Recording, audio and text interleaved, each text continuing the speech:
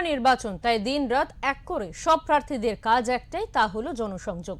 এই তালিকা থেকে বাদ পড়লেন না শিলিগুড়ির বিজেপি প্রার্থী শঙ্কর ঘোষ। শনিবার সকালে শিলিগুড়ির 10 নম্বর ওয়ার্ডের অন্তর্গত সূর্য সেন পার্কে জনসংযোগ করলেন তিনি। পার্কে মর্নিং ওয়াক করতে আসা মানুষজনদের সঙ্গে কথা বলেন নিজের হয়ে এবং পশ্চিমবঙ্গের সমস্ত আসনে যে সমস্ত বিজেপি প্রার্থীরা প্রতিদ্বন্দ্বিতা করছেন তাদের জন্য ভোট চেয়ে নেন তিনি। তাদের সাথে একসাথে জাতীয় সঙ্গীতও গাইলেন শঙ্কর ঘোষ। তিনি বলেন, এই মুহূর্তে পশ্চিমবঙ্গের মানুষের যা মেজাজ, তা পরিবর্তনের মেজাজের যে হাওয়া চারিদিকে ছড়িয়ে পড়ছে সেটাকে উপভোগ করুন, কেননা রাজনীতিতে হার জিত লেগেই থাকবে।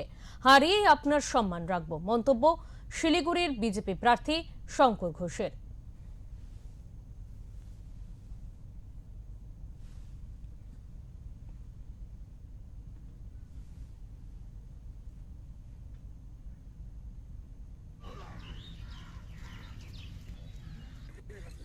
ভালো ভালো হাওয়া, মিষ্টি হাওয়া, ভালো। এই হাওয়া থাকুক, মানুষেরও মন সুন্দর থাকুক। এমনি সকালবেলা এখন খুবই হাওয়া ভালো।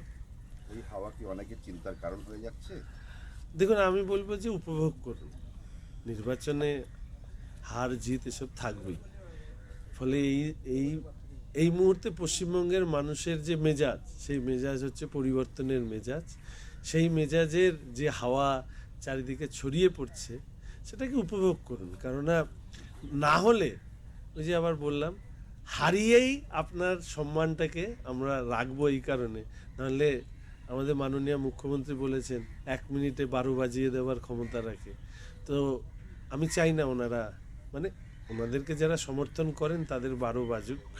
তো সেই জন্যই আমরা এই শক্তিকে পরাজিত করে এই সুন্দর হাওয়ায় পশ্চিমবঙ্গের মানুষ যাতে বেঁচে থাকতে পারে, উন্নতি করতে পারে, এগিয়ে যেতে পারে, সেটা নিশ্চিত করব। সাইলেন্ট ভোটার প্রচুর, এবার কিসের লক্ষণ সম্পর্কে? ঝড়ের লক্ষণ। এবং যারা ভাবছেন যে ফোন করে থ্রেট করলেই সব কিছু ঠিক হয়ে যাবে, ভুল করছেন। ভালোবাসার বিকল্প কখনো ভয় হতে পারে না। তো ভয় দেখিয়ে কোনো কিছু হবে না। ভোটাররা যথেষ্ট সচেতন, তারা সিদ্ধান্ত নিয়ে ফেলেছেন। এখন সব দলই যাবে রাজনৈতিকভাবে প্রচার করতে, এটার মধ্যে অন্যায় না। কিন্তু আমার ব্যক্তিগত ধারণা, ভোটারদের সিদ্ধান্ত তারা ইতিমধ্যে গ্রহণ করেছেন। মানুষের মেজাজ রাজ্যে সরকার পরিবর্তনে, নতুন সরকার আনবার।